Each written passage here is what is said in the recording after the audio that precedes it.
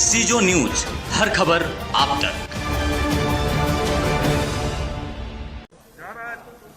आज बिहार के विधानसभा चुनाव की घोषणा हो गई है। चुनाव आयोग ने इसके बारे में तिथियों की घोषणा कर दी है और आज ही इसका हो गया है। हम लोग तो इसका स्वागत करते हैं और ये होना ही था।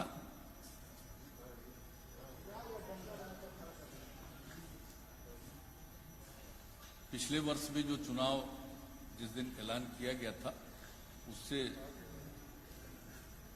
लगभग 15 दिन का फर्क, और जबकि ये कोरोना वायरस के चलते एक ये भी चर्चा चल रही थी, कुछ लोगों की मांग भी हो रही थी,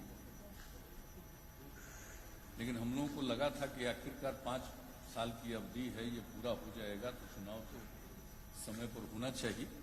लेकिन ये सब कुछ चुनाव आयोग पर निर्भर करता था। चुनाव आयोग ने पूरी तैयारी कर ली, बूथ की संख्या बढ़ा दी, एक बूथ पर 1000 से ज़्यादा वोटर नहीं होंगे और इस प्रकार से अनेक नए बूथ के बारे में तय कर दिया।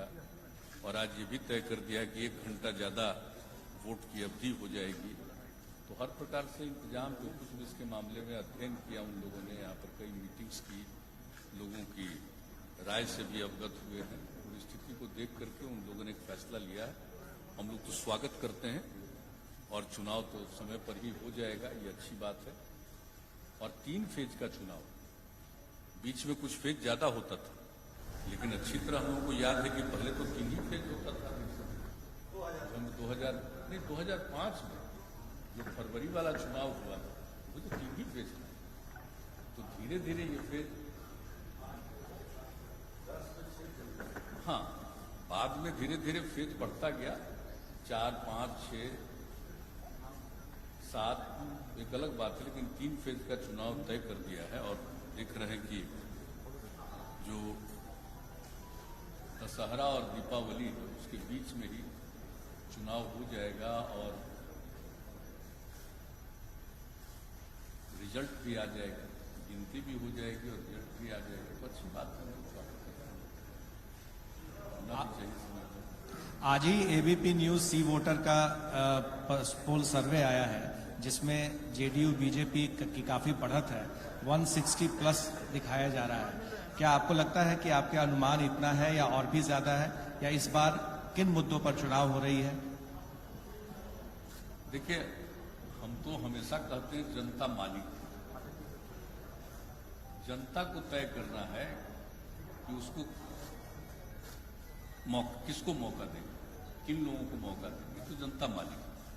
लेकिन अब तक जो हम लोगों ने देखा है, जनता की जो इच्छा है, जो रिस्पॉन्स है, जो 2005 से हम लोगों को मौका दिया है और हम लोगों ने जो काम किया है, तो उसके बाद तो आप देख रहे हैं कि हर बार चाहे किसी भी प्रकार का ओपिनियन या बहुत लोगों की राय आती रही है, लेकिन अंततः तो जनता को भरोसा है और अब तक काम किया है। जनता फिर भरोसा देगी तो काम करते रहेंगे और आगे भी जो काम करने के बारे में हम सोच रहे हैं, अगर आप चाहिएगा तो भी हम बताएंगे, लेकिन वो संक्षेप में बताएंगे, फिर उसका तो डिटेल जानकारी देंगे। एक तो आप लोग जान रहे हैं कि हम लोगों ने जो कुछ भी पहले कहा, जो कुछ भी हम लोगों ने चुनाव के पहले जिन योजनाओं के बारे में बताया कि हम लोग इस पर काम करेंगे, और चुनाव के बाद जिस तरह के कार्यक्रमों के बारे में हम लोगों ने सरकार बनने के बाद ऐलान किया, उसको तो हमेशा उसका अनुपालन करते रहे हैं, उसको क्रियान्वित किए हैं और उसका नतीजा देख लीजिए। चाहे वो शिक्षा का क्षेत्र हो, स्वास्थ्य का क्षेत्र हो, आधारभूत संरचना का क्षेत्र हो, राज्य की पूरी आमदनी का क्षेत्र हो, लोगों की आमदनी का मामला हो, हर चीज में वृद्धि हुई है। और जो इस कार्यकाल में, जिसका समय अब समाप्त हो रहा है और नया चुनाव होने वाला है, तो इस बीच में जो कुछ भी हम लोगों ने कहा था, हमने 7 निश्चय के माध्यम से जो निर्णय लिया और एक एक चीज का हम लोगों ने ऐलान कर दिया कि 7 निश्चय का जो हम लोगों ने किया, किस तरह से इसको हम लोगों ने क्रियान्वित किया है। और उसके बाद जो कुछ भी है और जो काम है, बहुत सारे काम हो गए।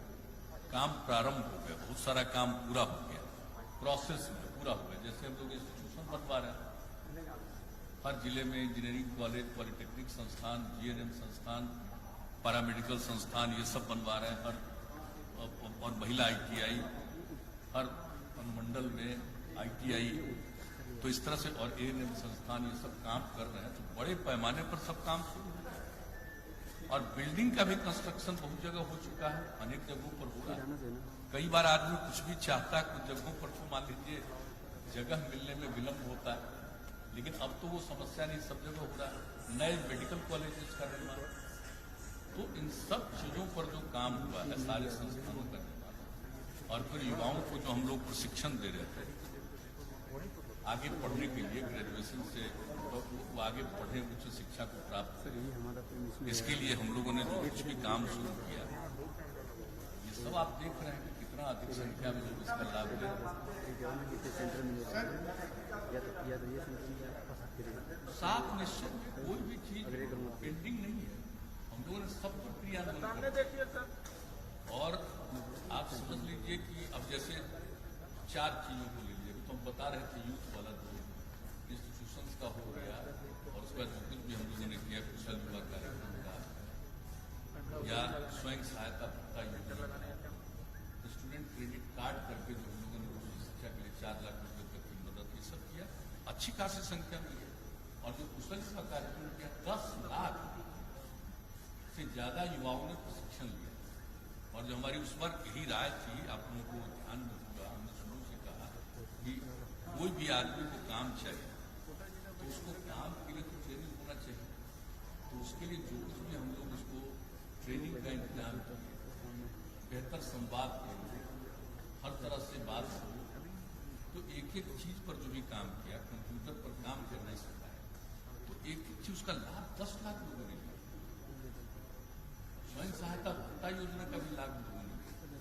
तो जो कुछ भी हो, और जो हम लोग स्टूडेंट क्रेडिट कार्ड योजना चलाए उसका भी किया, ये सब तो स्टूडेंट वाला हम बता। सर, महिलाओं को 35% का जो आरक्षण था हर क्षेत्र में सरकारी सेवाओं में, अब उतनी महिलाओं का नियोजन होने लगा। पुलिस वाले में अगर देख लीजिए तो जितना पुलिस में महिलाएं बिहार में आ रही है, उतना शायद ही किसी राज्य से, तो हर तरह से काम किया। और इसके बाद जो बाकी 4 और 7 निश्चय के अंतर्गत था, हर घर नल का जल, हर घर तक बिजली पहुंचाना, हर इच्छुक परिवार तक, हर घर तक पक्की गली और नाली का निर्माण, और शौचालय का निर्माण। देखिए काम बहुत तेजी से, और आपको मालूम है कि हमने इसके बारे में विस्तृत रूप से फिगर दिया है, और आप लोग चाहिएगा तो हम उसको फिगर को जो अब हम है रिलीज भी कर देंगे अपनी तरफ से। आज जो हम बात कर रहे हैं सारे फिगर से, और जान लीजिए कि अक्टूबर तक वो जो कुछ भी हमने घोषणा की हो ही जाएगी। और जहां तक शौचालय वाली बात है वो लगभग पूरा हो गया, और बापू जयंती के अवसर पर 2 अक्टूबर से समझ लीजिए उसका पूरे तौर पर वो काम पूरा हो जाएगा। सामुदायिक भी हम लोगों ने बनवाया है, जिसको अपने घर में, घर ऐसा है नहीं बचे गरीब लोगों को, तो सामुदायिक भी बना दिया हम, और बना करके एक एक चाबी उसको दे दिया कि उसको आप देखिए।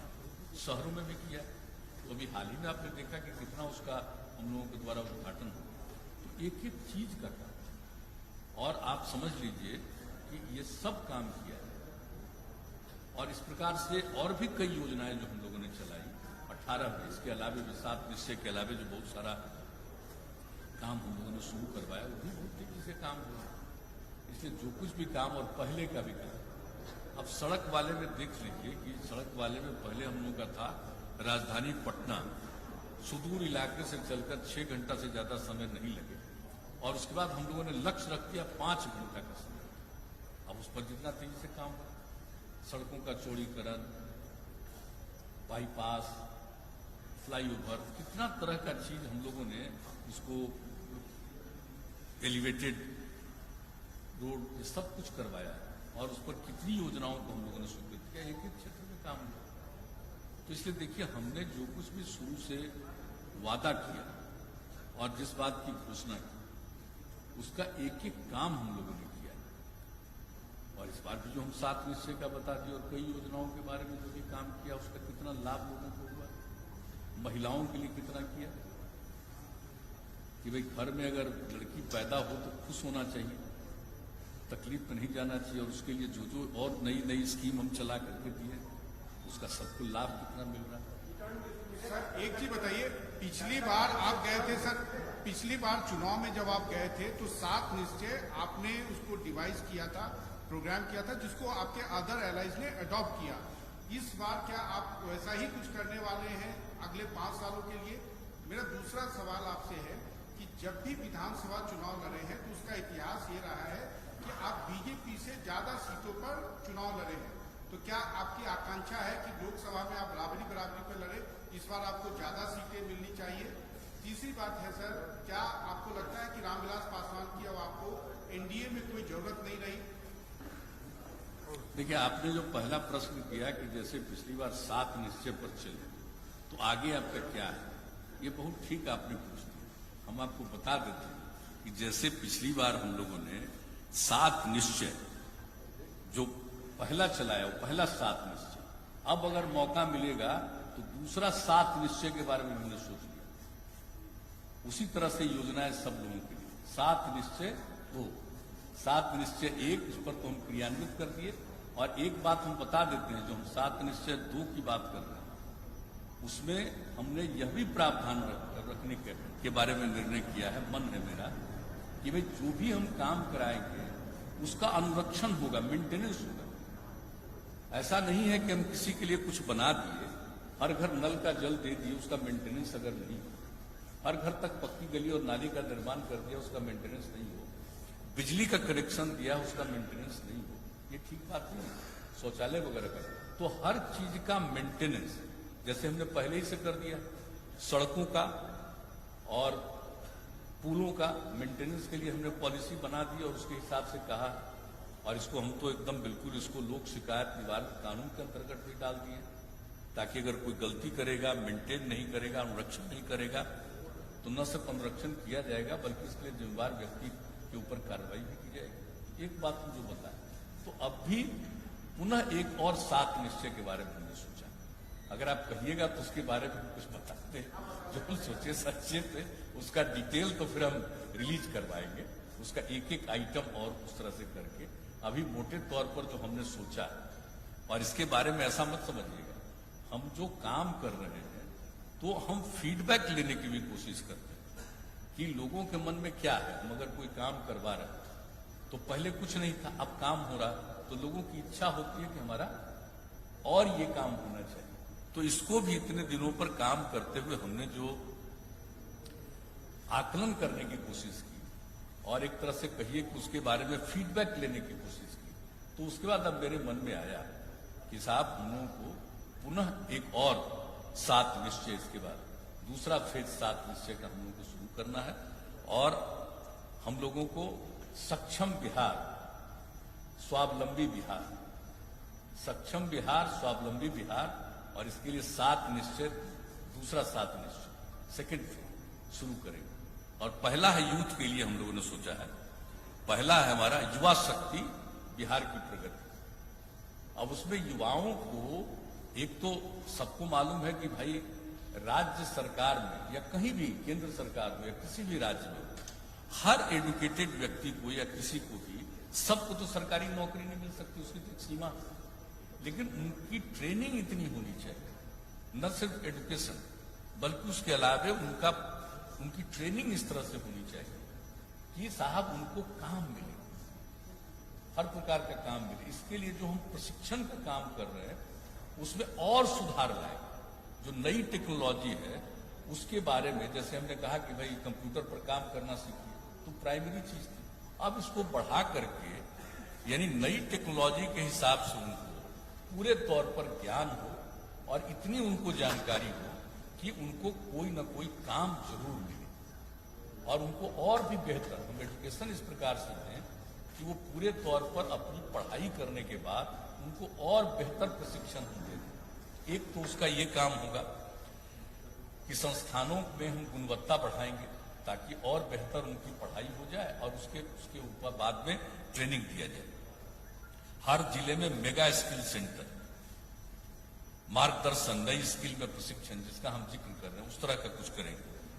हर प्रमंडल में टूल रूम, स्किल एवं उद्यमिता हेतु नया विभाग बनाए, यानी लोगों का स्किल करना, उद्यमिता को बढ़ावा देना, इसके लिए एक अलग डिपार्टमेंट हम लोग बनाएंगे।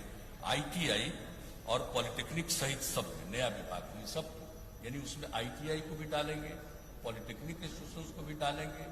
जितने प्रकार का हम प्रशिक्षण करते हैं, इन सब लोगों को बेहतर प्रशिक्षण के लिए एक डिपार्टमेंट बनाएंगे।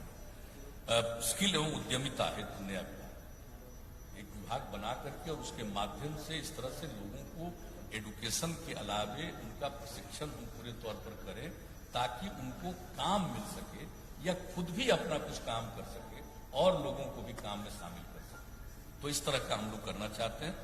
और अगर कोई उद्यमिता विकास के लिए काम करेगा, आपको मालूम है नई हम लोगों ने औद्योगिक नीति भी बना दी, उद्यमिता के विकास के लिए हम लोग मदद देने का भी निर्णय कर लिए। लेकिन जो उद्यमिता विकास जो करेगा, कोई भी काम करना चाहेगा, किसी भी प्रकार का उद्यम, कोई नया यूथ, तो उनको हम मदद करेंगे। उसको जितना इन्वेस्टमेंट होगा किसी भी काम में, तो मिनिमम 50%, 3 लाख रुपया या 50% जो भी उसके लिए जरूरी है, उस तरह का हम उसको उद्यमिता के काम के लिए मदद करेंगे। हम लोगों का पहले से भी है, अनुसूचित जाति, जनजाति और अति पिछड़े वर्ग के लिए तो हम लोग उद्यमिता के लिए दे रहे हैं मदद। लेकिन ये किसी के लिए भी, कोई भी वर्ग का हो, कोई भी स्टूडेंट, कोई भी यूथ हो, हर किसी को हम लोग, अगर वो चाहेगा कोई काम करना, तो इसमें हम इस तरह का मदद करेंगे। एक तो यूथ के लिए ये हुआ, हालांकि उसका और डिटेल हम जारी करेंगे, ताकि एक एक चीज का, चाहे अगर टेक्नोलॉजी की बात है तो क्या क्या टेक्नोलॉजी किस किस स्तर पर उनको सिखाएंगे, ये सब हम डिटेल जारी करेंगे। लेकिन मोटे तौर पर हमने बता दिया, यूथ के लिए युवा शक्ति बिहार की प्रगति के नाम से पहला आइटम, और दूसरा महिलाओं के लिए सशक्त महिला, सक्षम महिला। सशक्त महिला, सक्षम महिला, महिला की सशक्तता के लिए जो हम लोगों ने आज तक काम किया, 50% का आरक्षण देना, कितना बड़ा जीविका समूह बना, आप सोच लीजिए। जो हमारा लक्ष्य था कि 10 लाख बनेगा, 10 लाख से भी ज्यादा, 1 करोड़ 20 लाख से भी ज्यादा महिलाएं उसके साथ जुड़ गई। तो ये सब काम तो हम लोग कर ही रहे हैं महिलाओं के लिए, लेकिन इसके अलावे भी महिला उद्यमिता हेतु विशेष हम लोग सहायता देंगे। यानी जिस तरह से हमने अनुसूचित जाति, अनुसूचित जनजाति, अति पिछड़े वर्ग के लिए जो किया था कि 10 लाख रुपए तक की मदद, 5 लाख रुपए का ग्रांट देंगे उनको, और 5 लाख रुपया उनको ऋण देंगे, और किसी प्रकार का उसमें टैक्स देंगे।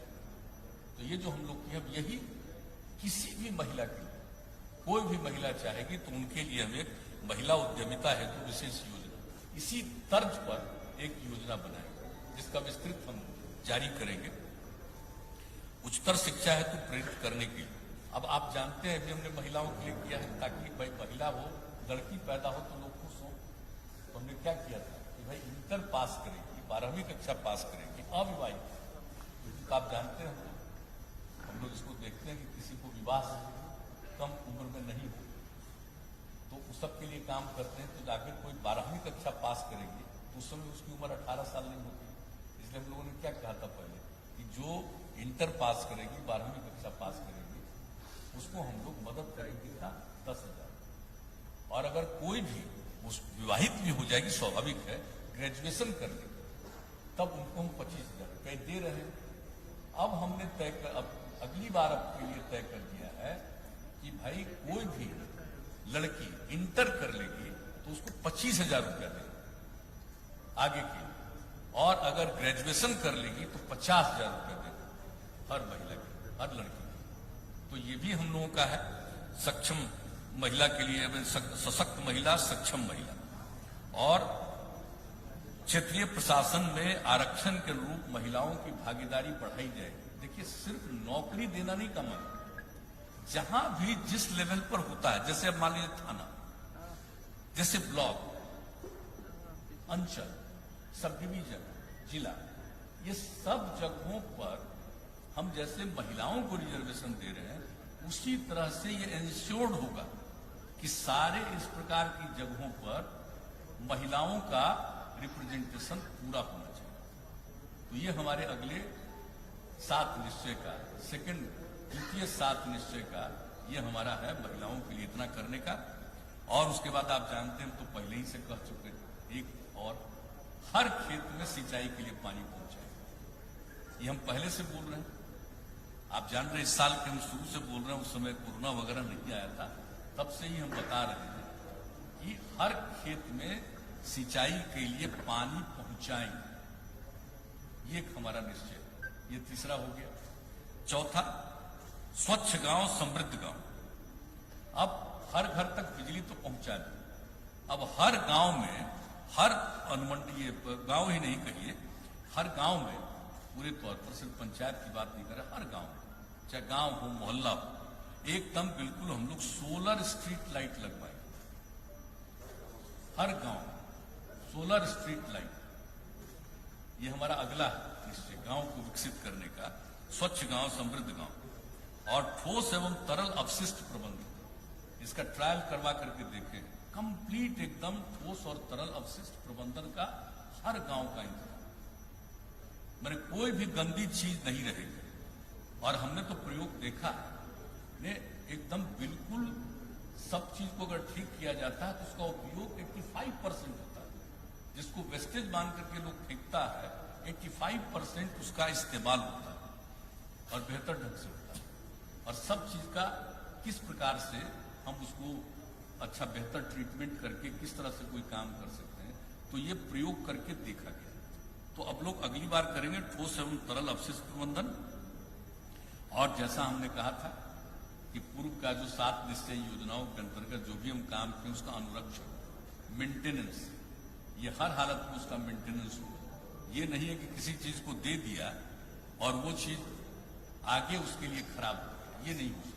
उसको मेंटेन करके चलाना है हर तरह से, जिसका हम जिक्र कर दिए। और पशु एवं मत्स्य संसाधनों का विकास, वो गांव में रखते हैं, पशु एवं मत्स्य संसाधनों का भी विकास करने के लिए उनको जो मदद कर सकते हैं वो करेंगे पूरे तौर पर। उसका स्वच्छ शहर विकसित शहरों के लिए, गांव के लिए तो हम बता दिए, शहर के लिए भी यही जो है ठोस एवं तरल अपशिष्ट प्रबंधन, यानी कोई गांव का ये चीज कचरा ऐसे ही नहीं रहेगा। वृद्ध जनों हेतु आश्रय स्थल, लोग होते हैं बुजुर्ग लोग, उनके रहने की जगह नहीं, परिवार में उनको दिक्कत होती है, बाहर रहना चाहते हैं, तो हर जगह हम लोग बनवाएंगे। हर शहर में हम लोग आश्रय स्थल, वृद्ध जनों के लिए आश्रय स्थल का निर्माण कराएंगे, ताकि हमारे जो भी वृद्ध जन जिनको किसी प्रकार की कठिनाई है, परिवार में उनको कोई देखने वाला नहीं है, तो वैसे लोगों के लिए आश्रय स्थल बनाए वृद्ध जनों के लिए। और शहरी गरीबों हेतु बहुमंजिला आवासन करने। अब शहर में देखते हैं कहां कहां सब ऐसे ही बसा रहता है, सबके लिए बहुमंजिला आवास का निर्माण कराएंगे, चाहे किसी भी शहर में। सिर्फ हम पटना की बात नहीं कर रहे, नगर निगम की बात नहीं कर रहे, चाहे नगर परिषद हो, नगर पंचायत हो, जितने भी शहर कहीं से भी आकर के वहां पर रह रहा है, उसको रहने की जगह नहीं है, तो हम लोग मल्टी स्टोरीड बिल्डिंग बना करके सबको एकोमोडेट कराएंगे और सबको रखेंगे। यह हमारा एक है।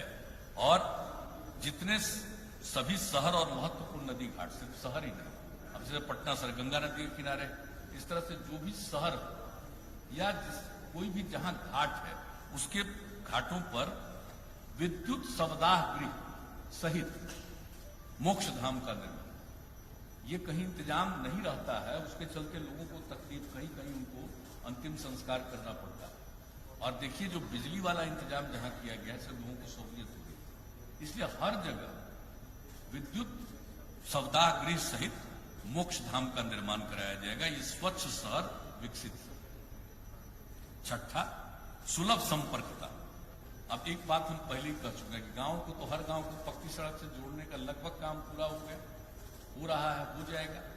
लेकिन इसके अलावे कई गांवों को जोड़ करके बेहतर सड़कों के साथ उनका जोड़ना उपयोगी है। मान लीजिए प्रखंड में जाना है, मंडल में जाना है और कोई जरूरी जगह पर जाना है, तो उसका भी हमने पूरे तौर पर सर्वेक्षण करके गांव-गांव को जोड़ करके बेहतर सड़क तक पहुंचाने के लिए, ताकि उनको किसी भी प्रकार की सुविधा नहीं हो। तो आसपास के गांव को जोड़ते हुए मुख्य पथों और महत्वपूर्ण स्थानों तक संपर्कता हेतु नई सड़कों का निर्माण।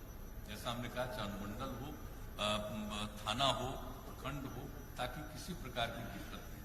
अब गांव तो जुड़ गया, कहीं भी जा सकते हैं, लेकिन अब इसको देखा जाएगा कि भाई गांव को तो जुड़ गया। अब इस तरह का पूरे इलाके में देखा जाएगा कि भाई और कई गांवों को, अगल बगल के गांव को जोड़ते हुए हम किसी मेन और सड़क है वहां पर पहुंचा दें, ज्यादा जल्दी हो सकता है।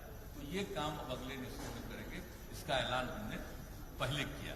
और दूसरा चीज, जितना भी शहरी इलाका या मुख्य सड़कें जहां से भी गुजर रही, वहां पर आबादी का घनत्व, तो उसमें आने जाने के लिए कितना भी सड़क बनवाइए दिक्कत होती, तो उन सब जगहों पर बाईपास सड़क का निर्माण हम लोग करवाएंगे और जहां जरूरत होगा फ्लाईओवर का निर्माण कराएंगे। यहां देख रहे हैं पटना में कितना फ्लाईओवर का निर्माण कराएंगे और कई जगहों पर कर रहे हैं। तो उसी तरह से हम लोग करेंगे, अपनी तरफ से जितनी सड़कें उसका करेंगे। और मान लीजिए कोई NHAI का, NH का है, तो उन लोगों को हम लोग रिकमेंड करेंगे कि यहाँ पर करिए, लेकिन अपनी तरफ से जितना भी है सबका बाईपास हम लोग करवाएंगे। तो इसलिए समझ लीजिए सुलभ संपर्क, इसका नामकरण हमने किया सुलभ संपर्क का। चाहे गांव में हो, शहर में, किसी भी सड़क से जा रहे हैं, किसी तरह की कठिनाई हो। एक तो ये हो गया छठा। और सातवां, सबके लिए अतिरिक्त स्वास्थ्य सुविधा, चाहे पशु हो या मनुष्य हो, सबके लिए स्वास्थ्य सुविधा। जो हमने थोड़ा देखा, तो ये देखा है कि गांव वगैरह में जो हमारा हेल्थ सब सेंटर है वो ठीक से फंक्शनल नहीं। और दूसरी तरफ देखते थे कि गांव में लोग पशुपालन करते हैं, रखते हैं, उनका जानवर अगर बीमार हो गया तो उसका कोई ट्रीटमेंट ठीक ढंग से नहीं होता। तो इसलिए हमने तय कर दिया है कि बेहतर स्वास्थ्य सुविधा, यानी चाहे पशु हो या मनुष्य हो, उसके लिए एक आइटम यह भी होगा। और गांव में जो नई टेक्नोलॉजी आ गई है उसके माध्यम से लोग तुरंत खबर कर सकते हैं और वहां से आएगा। और एक एक तरह का, उसका हम और डिटेल देंगे कि एक एक तरह की सुविधा लोगों को हो जाए। और गांव में भी रहने वाले लोग हैं उनको भी प्राइमरी तौर पर, प्राथमिक तौर पर जो ट्रीटमेंट हो सकता है, चाहे मनुष्य और पशुओं के लिए। तो ये भी हमने देखा है कि इतना काम कर रहे हैं। तो कई जगहों पर से ये बात आई कि जो पशुपालन करते हैं उनका अगर पशु अगर बीमार हो, चाहे कोई भी पशु हो, तो उनको दिक्कत हो। तो इसलिए अब हमने एक 7 निश्चय में 7वां निश्चय, हमारे दूसरे 7 निश्चय का 7वां पॉइंट है, सबके लिए अतिरिक्त स्वास्थ्य, यानी मनुष्य हो या पशु, सबके लिए अतिरिक्त स्वास्थ्य। तो 7 निश्चय का दूसरा हिस्सा अब हम फिर अगर जनता मौका देगी तो हम ये करेंगे और पूरे तौर पर उसको मेंटेन